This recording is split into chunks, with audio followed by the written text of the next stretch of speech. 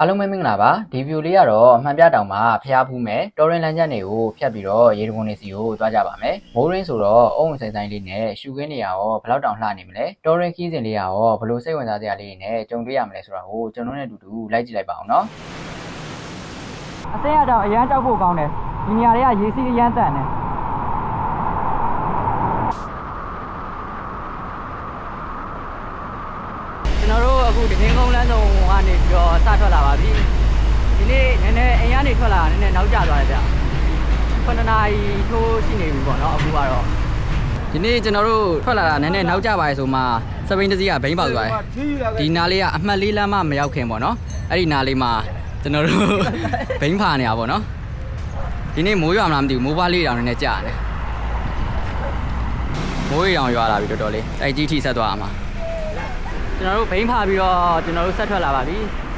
မိုးလေးတွေကတော့မိုးဖွားဖွားလေးတွေတော့ကြာနေတယ်အားပြီးတော့နင်းလို့ကောင်းပါတယ်အေးအေးလေးနဲ့ကဲဆက်သွားမယ်ဗျာကျွန်တော်တို့လူဆက်ပြီးတော့လိုက်ကြည့်လိုက်ပါအောင်နော်မှန်ပြတောင်မှာဘယ်လိုမျိုးရှူခင်းနေတာရနေမလဲဆိုတာကိုကျွန်တော်တို့ရေတကွန်လဲဆက်သွားမှာဆိုတော့ရှေ့ကျရင်အမှတ်လေးလမ်းမကြီးရောက်ပါပြီမိုးရီတော့တော်တော်ရွာနေပြီဗျာကဲမိုးရွာထဲမှာမိုးရီချိုးပြီးတော့ဆက်နေမယ်ဗျာကျွန်တော်တို့ဒီဆက်ပြီးတော့လိုက်ကြည့်လိုက်ပါအောင်နော်ဒီတိုင်းလည်းပဲရှင်းနေမှာဒီခါလိုက်ကြပြပါမယ်အခုကတော့ကျွန်တော်တို့မော်ဘီမျိုးတွေကနေပြီးတော့ဖြတ်လာပြီပေါ့နော်မိုးရင်းဆိုတော့အေးလေးနဲ့လေးလေးတိုင်တာနင်းလို့ကောင်းတယ်အခုကတော့မိုးမရွာတော့ဘူးခုနကတော့မော်ဘီမရောက်ခင်တော့မိုးတွေဇက်တိုက်ရွာတာကျွန်တော်နဲ့တူတူမှန်ပြတောင်ကိုဆက်ပြီးတော့လိုက်ကြည့်လိုက်ပါအောင်နော်တိုက်ကြီးဟိုတော့မရောက်သေးဘူးပေါ့နော်ဒါမြောင်းတကအကျော်ပေါ့ဒီဘက်နားလေးမှာတော့နေရောနည်းနည်းထွက်နေဒီနေ့ကျွန်တော်တို့မှန်ပြတောင်ပေါ်မှာဖျားဖူးမယ်ပြီးရင်ရေတကွန်နေသွားကြမယ်ပေါ့နော်အဲ့ဒီရေတကွန်နေသွားတဲ့လမ်းอ่ะဗျာတောလမ်းပုံစံမျိုးလေးတော်တော်တော့တာရတယ်လှလဲလှတယ်ကျွန်တော်ရိုက်ပြပေးပါမယ်ဟိုရောက်လို့ရှိရင်ပေါ့နော်အကုန်လုံးဒီခါလေးရိုက်ပြပေးပါမယ်ဟိုတစ်ခေါက်ကကျွန်တော်သွားသေးတယ်ဗျာမှန်ပြတောင်အဲ့ဒါတော့အရင်အကောင့်မှာပေါ့နော်ဒါကတော့အကောင့်တက်ဆိုတော့အရင်အကောင့်မှာသွားတာအဲ့တော့ကຫນွေရသည်ကျွန်တော်ကလည်းရေတကွန်သွားပါဆိုကြောင်းတောင်းနဲ့နေရာဒီကိုသွားတာဟိုရောက်တော့ရေတွေကမရှိဘူးလမ်းအပြောက်သေးကြတယ်အခုတစ်ခေါက်ကတော့အဖော်လဲပါတယ်ပေါ့နော်အဲတော့ကကျတော့ဆိုလိုသွားတာအခုကအဖော်လဲပါတော့ကျွန်တော်တို့အဲ့ဒီတောတွင်းကရေတကွန်တွေသွားမယ်ကျွန်တော်တို့လည်းဒီဆက်ပြီးတော့လိုက်ကြည့်လိုက်ပါအောင်နော်ကျွန်တော်တို့ဒါတိုက်ကြီးမြို့ထဲတော့ရောက်ပြီပေါ့နော်ရှေ့ဆိုရင်ဒီဘက်မှာတော့ရထားလမ်းဒီရထားလမ်းကဟိုဟာရန်ကုန်ကနေပြီးရန်ကုန်ပြည်ရထားလမ်းပေါ့နော်ရထားလမ်းကတော့ကဲကျွန်တော်တို့လူဆက်ပြီးတော့လိုက်ကြည့်လိုက်ပါအောင်နော်ဖြူခင်းနေဘယ်လိုမျိုးတာယာနေမလဲဘယ်လိုအလှပတွေရှိမလဲဆိုတာကိုမိုးလေးတော့အောင်လေးရာသီဥတုတွေတော့ကောင်းနေသေးတယ်ကျွန်တော်တို့ဒါကတော့မှန်ပြတောင်ကိုသွားနေတဲ့လမ်းတစ်လျှောက်ကရှူခင်းနေပေါ့နော်ဒါကျွန်တော်တို့တိုက်ကြီးကိုရောက်လို့ရှိရင်ဂျိုးပြူကန်လမ်းထဲကနေပြီးတော့ဒါသွားနေတာဖြစ်ပါတယ်ရှူခင်းတွေကတော့စင်စင်ဆူဆူလေးနဲ့ရမ်းလှတယ်ရာသီဥတုလေးကလည်းကောင်းတယ်မိုးကလည်းမရွာမိုးလေးအောင်လေးနဲ့ကဲကျွန်တော်တို့နဲ့လူဆက်ပြီးတော့လိုက်ကြည့်လိုက်ပါအောင်နော်ဘယ်လိုမျိုးရှူခင်းလေးလှနေမလဲဆိုတာကိုကျွန်တော်တို့မှန်ပြတောင်စိုင်းပုတ်တော့ရောက်ပါပြီတောင်ကတော့ရှိမှာပေါ့နော်ဆက်ပြီးတော့တက်ရအောင်မယ်ပေါ့နော်ကဲဆက်သွားမယ်ဗျာဒီနေ့လူများလောက်မှထင်တယ်သွားရလူတွေအများကြီးပဲတောင်တက်လန်းကတော့ကျွန်တော်တို့ရှိမှလှမ်းပြီးတော့မြင်နေရပါပြီဟိုမှာအကွေ့ကောက်တွေနဲ့ဟိုးရှိမှာတောင်ပေါ်မှာဖျားရည်လည်းရှိတယ်ဗျဖျားဖူးပြီးရင်ကျွန်တော်တို့ရေတကွန်ဆက်သွားမယ်ဗျာကျွန်တော်တို့တောင်တက်လန်းအစကိုရောက်တော့မယ်မိုးလေးအုပ်နေလို့တော်သေးတယ်ဒီနေ့မှန်ပြတောင်ကိုလာတဲ့လူတွေများတယ်ဗျကားတွေနဲ့အပေါ်ကတော့ဟိုးဘက်မှာဆက်ပြီးတော့တက်အောင်ပါပေါ့နော်ဒီနေ့လူတော်တော်များတယ်ကားတွေနဲ့ရောဆိုင်ကယ်တွေရောတော်သေးတယ်မိုးလေးအုပ်နေအတက်အဆင်းကတော့တော်တော်ကြီးမှတ်တယ်ဗျဟိုမှာတော့ရှေ့မှာတော့မှန်ပြတောင်ဆိုင်ဖို့ပေါ့နော်ဆက်ပြီးတော့တက်အောင်ပါပါကျွန်တော်တို့ဟိုအပေါ်မှာတော့ဖျားတွေရှိတယ်ဗျကျွန်တော်အပေါ်ရောက်ရင်ပက်လဲလေး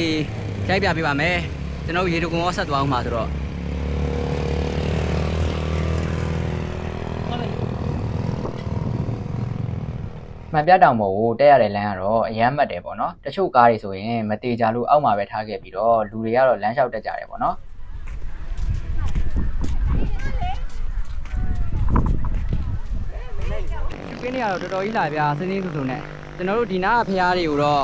့အပြန်ကြရလို့ရှိရင်အစင်းပေါ့နော်အစင်းကြလို့ရှိရင်ကျွန်တော်တို့ရိုက်ပြပေးပါမယ်အခုတော့ဆက်ပြီးတက်မယ်ဗျာ အခုဒါကတော့တောင်ပေါ်အကြောင်းပေါ့နော်ကျွန်တော်တို့တောင်ပေါ်တော့ရောက်ပါပြီဒီကနေပြီးတော့ကျွန်တော်တို့ဟိုဟာရေတခွန်ဆက်သွားလို့ရတယ်ဗျပြီးရင်ရေတခွန်ဆက်သွားမယ်ဗျဖះတွေပါဖူးပြင်ကျွန်တော်တို့ဒီကနေပြီးတော့တက်လာတာပေါ့နော်ဒီအောက်မှာကျွန်တော်ဖះရရှိသေးတယ်အဲ့ဒီဖះတွေကအစင်းကြရင်ကျွန်တော်ရိုက်ပြပေးပါမယ်မမော့နဲ့တက်လာဆိုတော့ဖះတွေမဝင်ပြတော့ဘူးဗျအစင်းကြမှာကျွန်တော်တို့တခါလေးရိုက်ပြပေးမယ်ပေါ့နော်ဒီကနေပြီးတော့ရေတခွန်ဆက်သွားမှာဖြစ်ပါတယ်အခုကျွန်တော်တို့တောင်ပေါ်ကဖះလေးကိုအရင်ဆုံးတက်နေပါပြီရေတခွန်ကတော့ဒီတက်ဆက်သွားမှာပေါ့နော်ဒါတော့မှန်ပြတောင်စီကြီးဖြစ်ပါတယ်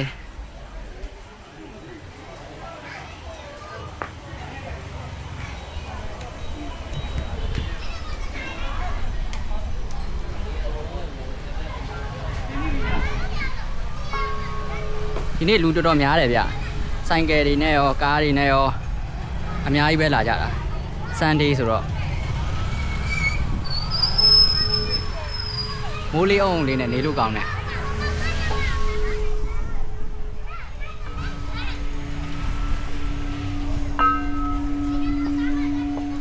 ဒီပေါ်မှာလဲစိတ်တည်တဆူရှိသေးရဲ့ဗျ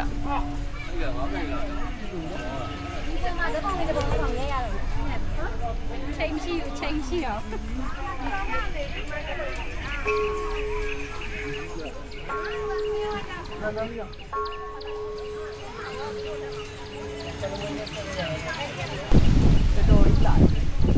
တောင်ပေါ်ကမြင်ရတဲ့မြင်ကွင်းကလည်းအရန်လာပြီးတော့လေလေးတွေတဖြည်းဖြည်းတိုက်ပြီးအရန်နေလို့ကောင်းပါတယ်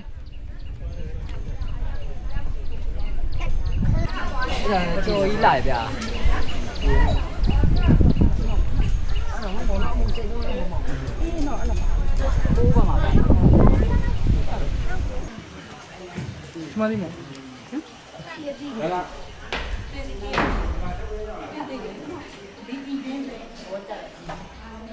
ဒီလိုမျိုးပတ်ပတ်လေလေ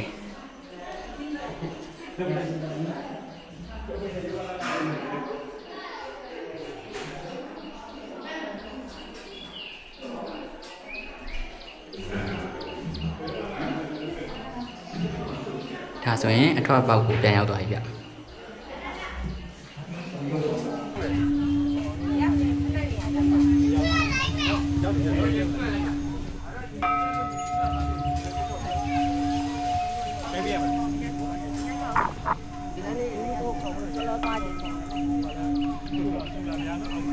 ကျွန်တော်တို့ရေတခွန်ကတော့ဒီလမ်းကနေပြီးတော့ဆက်သွားမှာပေါ့နော်ကဲရေတခွန်ဆက်သွားမယ်ဗျာကျွန်တော်တို့နဲ့တူတူဆက်ပြီးတော့လိုက်ကြည့်လိုက်ပါအောင်နော်တော်လန်လေးတော်တဲ့ကနေသွားမှာဗျအခုကတော့ကျွန်တော်တို့ရေတခွန်ကိုဆက်သွားနေတာဖြစ်ပါတယ်ဒီလမ်းလေးကနေပြီးတော့ဆက်သွားမှာပေါ့နော်တော်လန်ကနေဆက်သွားမှာဗျရှူကင်းတွေကဘယ်လောက်လှနေမလဲဆိုတာကိုကျွန်တော်တို့နဲ့တူတူဆက်ပြီးတော့လိုက်ကြည့်လိုက်ပါအောင်နော်စိမ့်စိမ့်ဆူဆူလေးနဲ့မိုးအုံလေးနဲ့ဆိုရာတီဥလူလေးတားရတယ်ကဲဆက်သွားမယ်ဗျာဒီလမ်းရောက်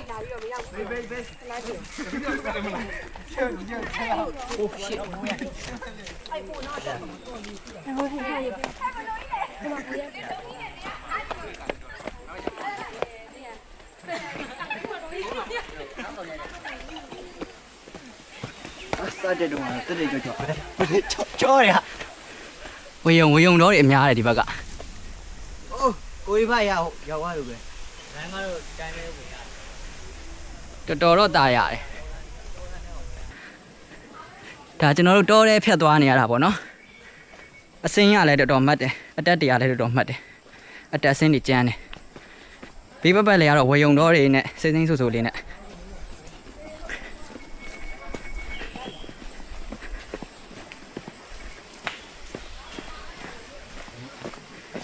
တို့လေးရောက်တယ်ဝါးရီ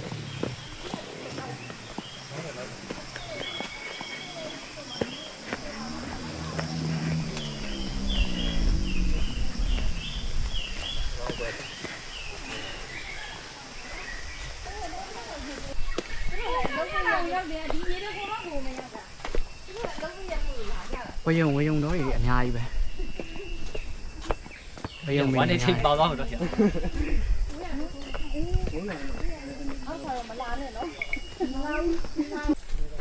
အခုလိုမိုးတွင်းကြတော့လူသွားလူလာအများတယ်ဗျာရေတခွန်လည်းရှိတော့လေ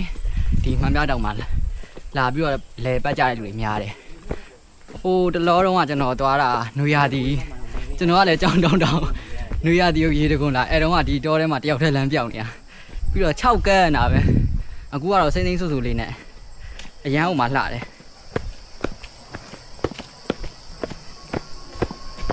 ်ဆက်သွားမယ်ဗျာဟိုဒီကဘာမှမပြောတော့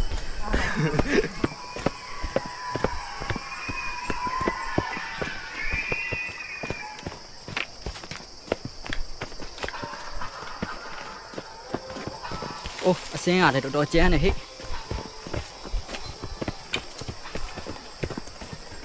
လုံးဝ adventure တော်ထဲမှာဒီလိုရှိစင်းနေကြ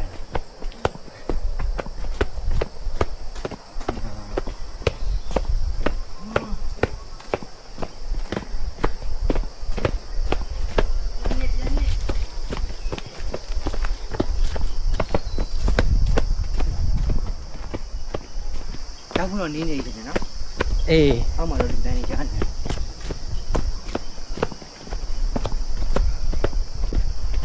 တော့ကျင်းကျင်းဟ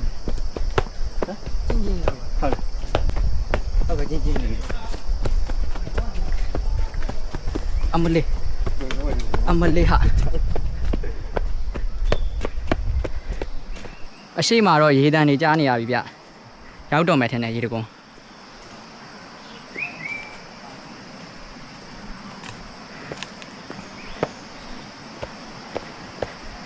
ကဲဆက်သွားမယ်ဗျာဒါကတော့ရေတကုန်းသွားနေတဲ့လမ်းထောက်လျှောက်မြင်ကွင်းလေးတွေပေါ့နော်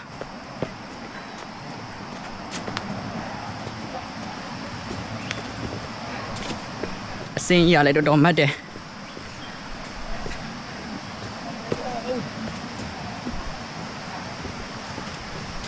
အိုး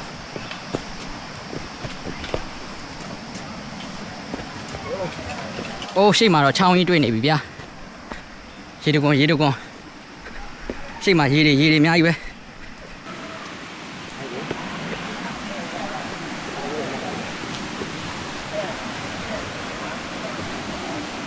ဒါကတော့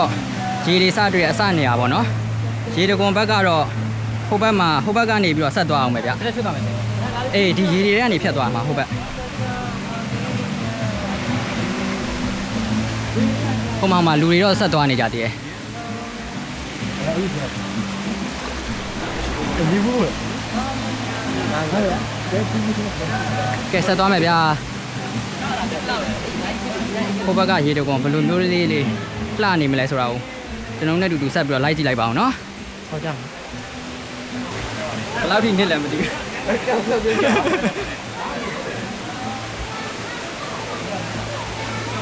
အမလေးဟမ်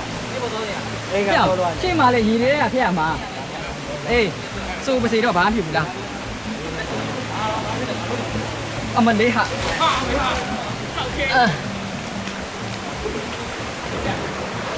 ကွာဒီငါဖက်နဲ့တော့ရေအပြေးပဲဟေးဒီဖက်နဲ့ကြီးက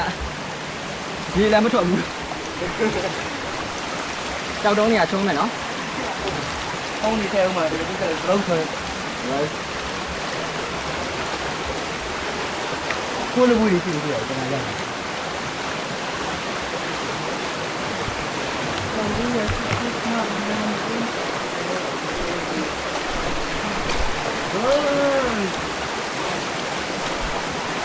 ရေရအမလေးလာပြန်ပြီ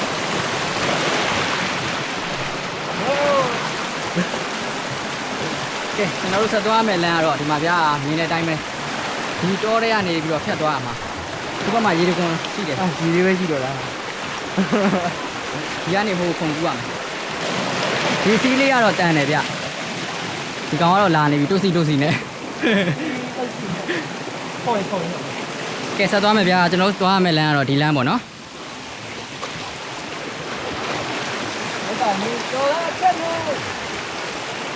နေရာလေးကတော့လှတယ်ဗျတောအုပ်လေးထဲမှာချောင်းလေးစီးနေတယ်လို့ပဲ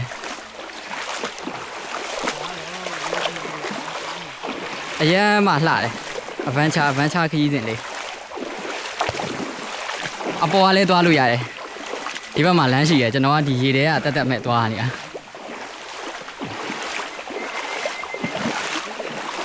တောထဲမှာစမ်းချောင်းလေးကဖြတ်ပြီးစီးနေတယ်လို့မျိုးလေးအရှိမရေတကွန်ရှိသေးရဲ့ဗျကျွန်တော်နဲ့အတူတူဆက်ပြီးတော့လိုက်ကြည့်လိုက်ပါအောင်နော်ကျွန်တော်ရှူခင်းနေဘယ်လိုမျိုးလေးလှနေမလဲဆိုတာကိုရိုက်ပြပေးပါမယ်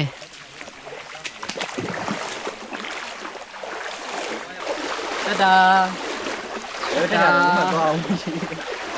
နေရာလေးတွေကတော့အရန်တော့လှတယ်ဗျာပင်မန်းလာနဲ့ဆိုင်တော့တန်တယ်လို့ပဲပြောမှာလားလာတန်ပါတယ်ပင်မန်းလာတွေဒုက္ခရောက်တာတွေနဲ့ဆိုင်တော့တန်တယ်လို့ပဲပြောမှာဒုက္ခရောက်တဲ့ဆိုတဲ့ဒါအတွေ့အကြုံတစ်ခုပါလို့အားသေးလားဒီနေ့ကလည်းတန်တယ်ဘယ်ပုံပြောတယ်ချောင်းတဲ့ဆိုင်ကတော့တန်တယ်ပြောဟုတ်လားညငါတို့ညမှာလေးသေးလားအေးချောင်းလေးရှိတယ်ချောင်းလေးကမီတာ100လောက်ပဲကျင်းအဲ့ဒါမင်းဘိုးကရင်းတော့ဆက်ပြီးဝေးဒီနေရာကျအမလေးဟာဒီစီရတယ်တန်တယ်ဟာဒီနေရာဒီဟုတ်လို့လားလမ်းနဲ့ဟုတ်တယ်လားဟုတ်တယ်ရောက်လာငါတို့မောက်ကဟုတ်ကခေါ်ပါမလို့လာလမ်းမှန်တယ်လားအော်မရှိပါလူတွေမှာရှိပါဟိုမှာရှေ့မှာလူတွေရှိတယ်လူတွေရှိနေသေးလမ်းမှန်တယ်အဲ့ဒါတင်တယ်ရောက်ပြီတင်မရောက်သေးတော့ဘူးပြန်လာတော့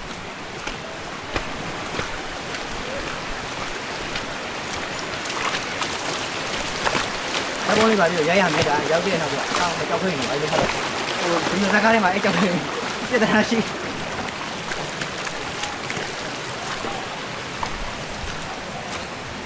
ငုတ်ဒီဖို့သူကငုတ်ဒီဖို့သွားတယ်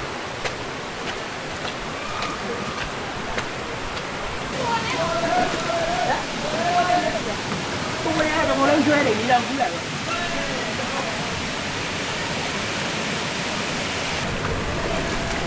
ဒီကဟိုအပေါ်လဲ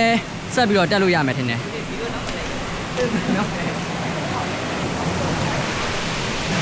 ဟိုအပေါ်တွေကိုလည်းဆက်ပြီးတော့တက်လို့ရတယ်ဗျာဟိုဘက်ဆန်းနေပေါ့နော်ကျွန်တော်တို့တက်ကြည့်လိုက်မယ်ဗျာရေတံခွန်ကိုရောက်ပြီလို့ထင်ရပေမဲ့ဒီနေရာကရေတံခွန်ရောက်တာမဟုတ်သေးပဲနဲ့နည်းနည်းတော့ဆက်သွားရပါသေးတယ်ရှေ့ကိုဆက်သွားမယ်လမ်းကတော့လုံးဝအပန်းချဆန်ဆန်နဲ့ကြောက်တုံးကြောက်ဆောင်တွေကိုကုတ်ချစ်ပြီးတော့သွားရမှာဆိုတော့လမ်းတစ်လျှောက်အခြေအနေလေးတွေကိုကျွန်တော်နဲ့အတူတူဆက်ပြီးတော့လိုက်ကြည့်လိုက်ပါအောင်နော်ဒီဘက်ချောင်းလည်းပဲဆက်ပြီးတော့သွားလို့ရတယ်ဗျပြီးကြရင်ကျွန်တော်တို့ဆက်ပြီးတော့သွားကြည့်လိုက်ပါဦးမယ်ဒီစီကတော့အရန်တန်တယ်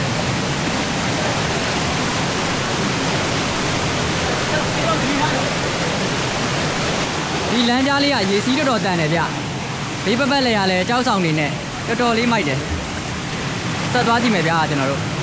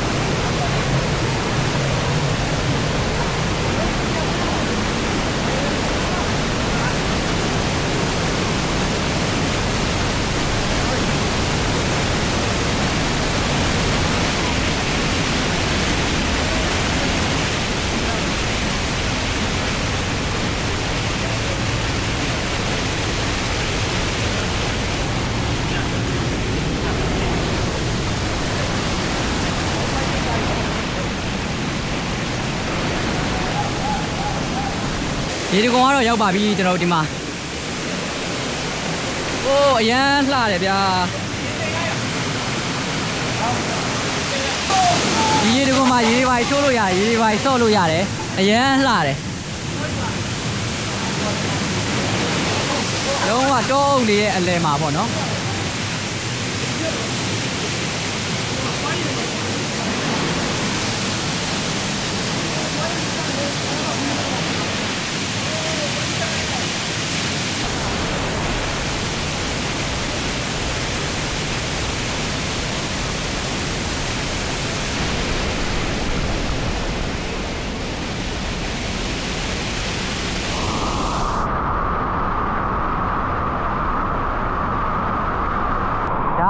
အခုကျွန်တော်တို့ပြန်ဆင်းနေရဖြစ်ပါတယ်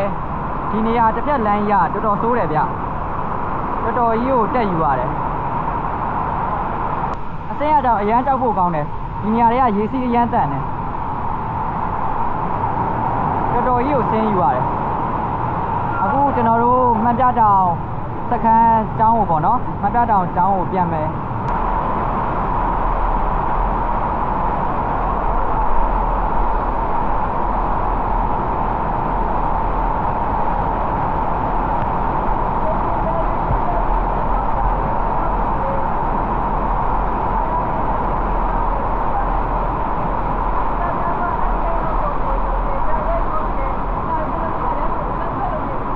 ဒီကွန်သွားတဲ့တွန်းရင်းလမ်းကတော့လုံးဝကိုအဗန်းချဆက်ဆက်ပဲဗျာကုတ်ချစ်ပြီးတော့သွားရတာကြောက်ဆောင်နေဦး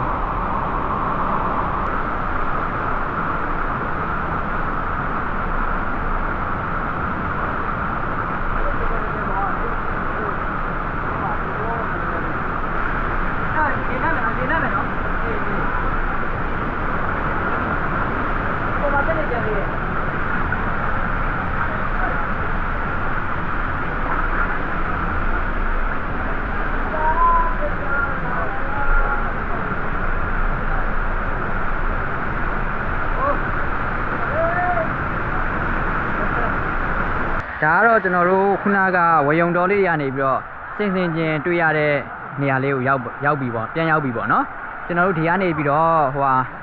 မှန်ပြတောင်ကျောင်းကိုပြန်မယ်ပေါ့နော်ခုနလိုပဲဝေယုံတော်တွေကနေပြီးတော့ဖြတ်ပြီးတော့ပြန်မှာဖြစ်ပါတယ်ကဲဆက်သွားမယ်ဗျာပြန်တက်မယ်ပေါ့အတက်ကြီးကလည်းတော်တော်မတ်တယ်ဗျတော်တော်မတ်တဲ့တောင်ကြီး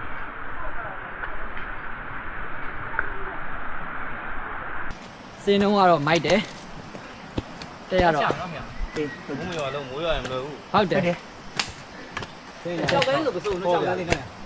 ဟုတ်တယ်ကြောက်လန်းနေစင်းဆိုတော်တော်ထုံးတယ်ဓာကြီးတရားတော့တော်တော်ပင်ပန်းတယ်အတက်ကြီးကတော်တော်မတ်တယ်ဟိုအတက်ကလည်းမနေ့တည်းရတယ်တက်ပြီစင်းကြဒူးတွေနတ်ပုတ်ကုန်တယ်နဲ့နောက်ပြန်ခေါ်ဆွဲကြဆက်ပြီလားသူတို့မြင်တယ်ပြေးချင်းတက်လာပါဗျအေးစပြေးချင်းမှာဘာနီတော့မလီပေါ်နေတော့မရှော့သုံးနေတက်ဒီကလုံးကြိုက်တယ်ပါလားအတက်ကြီးဟာအရမ်းမှတ်တယ်တော်တော်ကြီးကိုတက်ယူရတယ်တော်တော်မှတ်တဲ့တောင်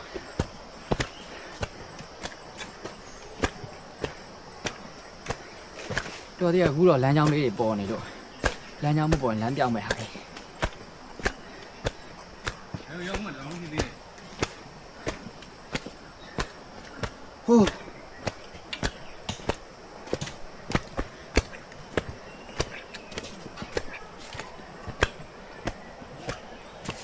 ဘယ်လောက်ကုတ်ပြပြီးတက်ထားကြတယ်ဒီလမ်းတွေကဖြူးနေရနော်အေးတော်တော်ကြီးတက်ယူရမှာကွာဒီတက်ကြီးမောတာကွာဒီ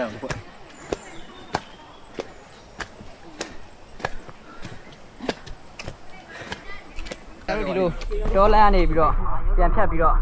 ရှေ့မှာဆိုရင်ကျွန်တော်တို့မီနီလမ်းလေးကိုပြန်ရောက်ပြီဗျာအဲ့ဒီလမ်းလေးကနေပြီးတော့မှန်ပြတောင်ကျောင်းကိုပြန်သွားမှာပေါ့နော်ဒီအစင်းလမ်းလေးပဲဒီလမ်းလေးကနေပြီးတော့ဆက်သွားမှာမှန်ပြတောင်ကျောင်းအဲ့ဒါမဝေးတော့ဘူးနီလေးပဲဟိုရှေ့မှာဆိုမှန်ပြတောင်ကျောင်းပေါ့နော်ကဲရောက်ပါပြီရောက်ပါပြီအားရပါကောင်းလို့ဒီအမလေးရောက်ပြီရှေ့မှာတော့မှန်ပြတောင်ကျောင်းအခုကတော့ကျွန်တော်တို့ဒီမှန်ပြတောင်ကျောင်းကိုပြန်ရောက်ပြီပေါ့နော်ကျွန်တော်ဒီဘက်ချမ်းလေးတွေဟိုအောက်ကကျွန်တော်တို့တက်လာတော့ကတွေ့ခဲ့တဲ့ဖရားလေးတွေ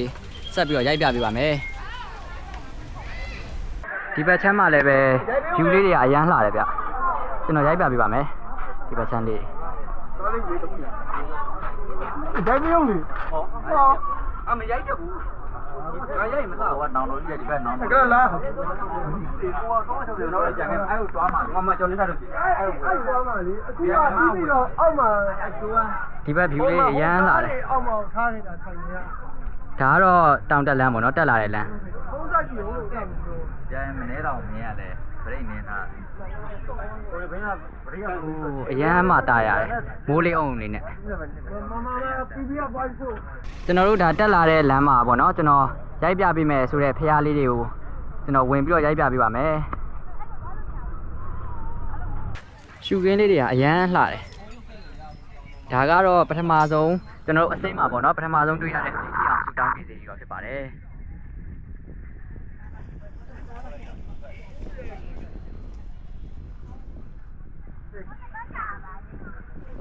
တိတ်တီအောင်ဆူတောင်းပြည်စီကြီးတော့တဲ့ဒီလေးတိုင်းနာအေးနာပဲဟိုအပေါ်မှာတော့ခုနကကျွန်တော်တို့ဝင်ခဲ့တဲ့စီဒီပေါ့နော်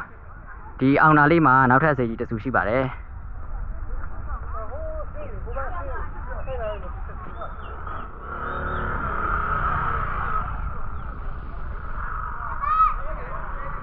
ဒါကတော့ရွှေဖုံးတော်ပွင့်စီဒီတော်ဖြစ်ပါတယ်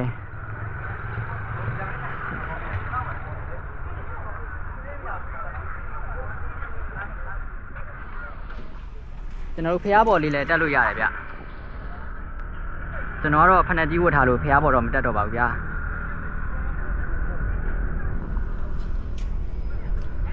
ဒါဒီဘက်ချမ်းလေးရိုက်ပြပေးပါမယ်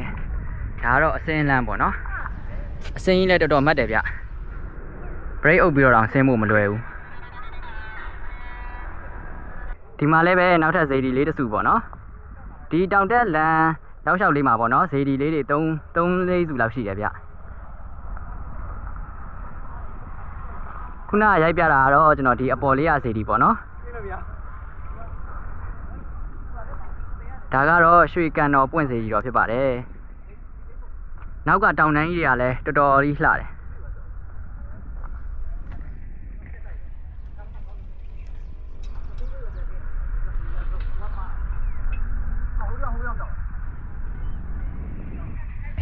အခုကတော့ကျွန်တော်တို့ဒီတကွန်လဲသွားပြီးပြီဖျားကြီးလည်းဖူးပြီးပြီဆိုတော့ရန်ကုန်ကိုပြန်မယ်ပေါ့နော်ကျွန်တော်တို့နဲ့တူတူဆက်ပြီးတော့လိုက်ကြည့်လိုက်ပါအောင်နော်အခုကတော့ကျွန်တော်တို့မှန်ပြတောင်ကနေပြီးတော့ဒါဂျိုးပြူကန်လန်းလို့ခေါ်တယ်ပေါ့နော်ဒီဂျိုးပြူကန်လန်းကိုကျွန်တော်တို့ပြန်ရောက်နေပါပြီရှေ့ဆိုရင်ကျွန်တော်တို့တိုက်ကြီးမြို့ရဲပေါ့နော်တိုက်ကြီးမြို့ရဲပြန်ရောက်ပါပြီတိုက်ကြီးကနေမှကျွန်တော်တို့ဆက်နေရအောင်ပါပေါ့နော်ကျွန်တော်တို့ကတော့ကဲဆက်သွားမယ်ဗျာအခုကတော့ကျွန်တော်တို့တိုက်ကြီးမြို့ရဲကိုပြန်ရောက်ပါပြီအချိန်ကတော့9:20လောက်တော့ရှိနေပြီဗျ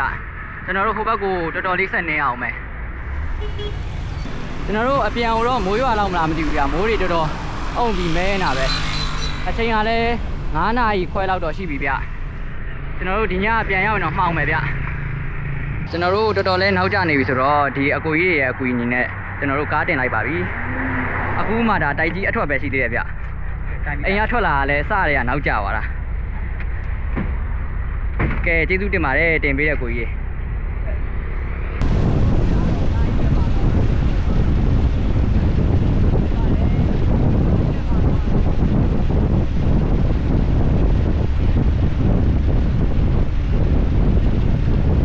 ကျွန်တော်တို့တင်လာပေးတဲ့ကားကရွှေပြည်သာအထိပဲဆိုတော့ကျွန်တော်တို့ရွှေပြည်သာလမ်းစုံသားလေးမှာချပေးခဲ့ပါတယ်အခုကတော့ကျွန်တော်တို့ရွှေပြည်သာကိုရောက်နေပြီပေါ့နော်ကားတင်လာလို့တော်သေးရဲ့ဗျလမ်းတောက်လျှောက်ကအမှောင်ကြီးတော်တော်တော့မှောင်နေပြီအခုအချိန်ကတော့9:20လောက်တော့ရှိပြီဗျကိုရမယ့်အချိန်ရောက်သွားပြီကျွန်တော်တို့ဒီကနေပြီးတော့ရွှေပြည်သာကနေဆက်သွားမယ်ဗျရွှေပြည်သာကနေပြီးတော့ကျွန်တော်တို့သမိုင်းလမ်းစုံထိဆက်ပြီးတော့နင်းသွားပါတော့မယ်နည်းနည်းလေးမှောင်နေပြီဖြစ်တဲ့အတွက်ပေါ့နော်ကဲဒီဗီဒီယိုလေးကတော့ဒီလောက်ပါပဲအဆုံးထိကြည့်ရှုပေးတဲ့အတွက်အားလုံးပဲကျေးဇူးတင်ပါတယ်